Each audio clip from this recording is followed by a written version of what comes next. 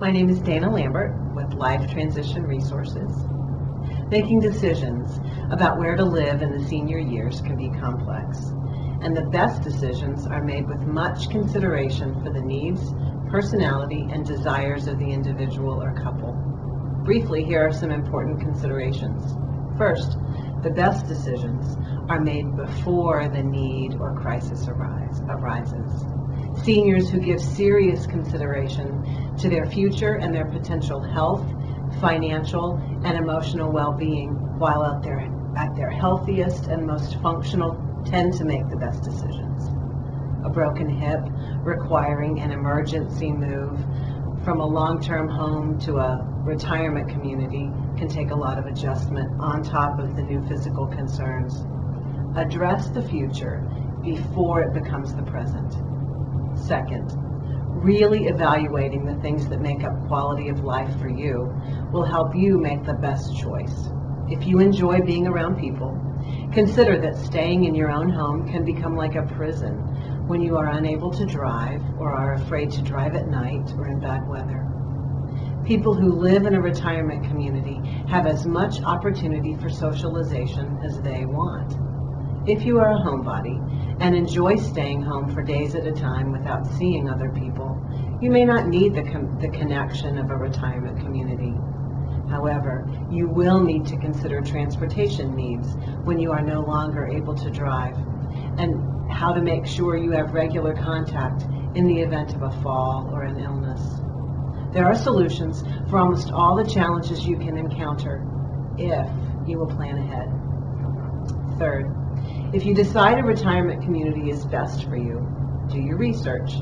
Each one has its own personality and feel, and there will be one that is right for you if you are intentional in your search. Ask yourself, is this a place I can stay young, or is this a place I will grow old? Fourth, think long term. Your needs today will change, and you can plan your future in such a way that you can stay in one place the rest of your life, barring extraordinary circumstances. What is the likelihood you will have to move again? It takes planning and creativity and a good handle on your resources, but many people are able to make arrangements that can be adjusted as time goes on and can avoid another move. You've heard of continuing care communities.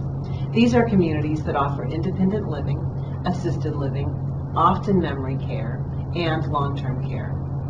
Some require a substantial buy-in in exchange for lifetime care. Others are on a month-to-month basis. Some communities offer 1 or 2 levels of care and are paid for on a month-to-month basis with a fee-for-service arrangement. Some important considerations about financial issues. Find out the base cost and ask about all of the potential add-ons or extras. Most retirement communities include rent and utilities other than phone and cable.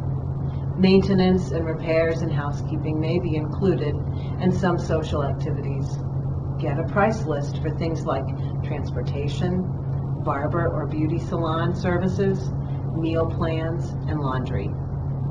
Importantly, ask if the community is accredited by the Commission on Accreditation of Rehabilitation Facilities, or CARF.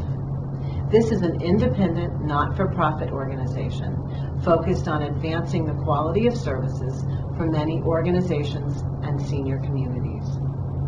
If all this sounds a little overwhelming, or if you're not sure how to talk to your family about the issues, consider contacting a geriatric care manager or a social worker specializing in working with seniors. Life Transition Resources is here to assist in the gamut of needs, from the initial conversation to facilitating a move or bringing in services to be able to stay at home.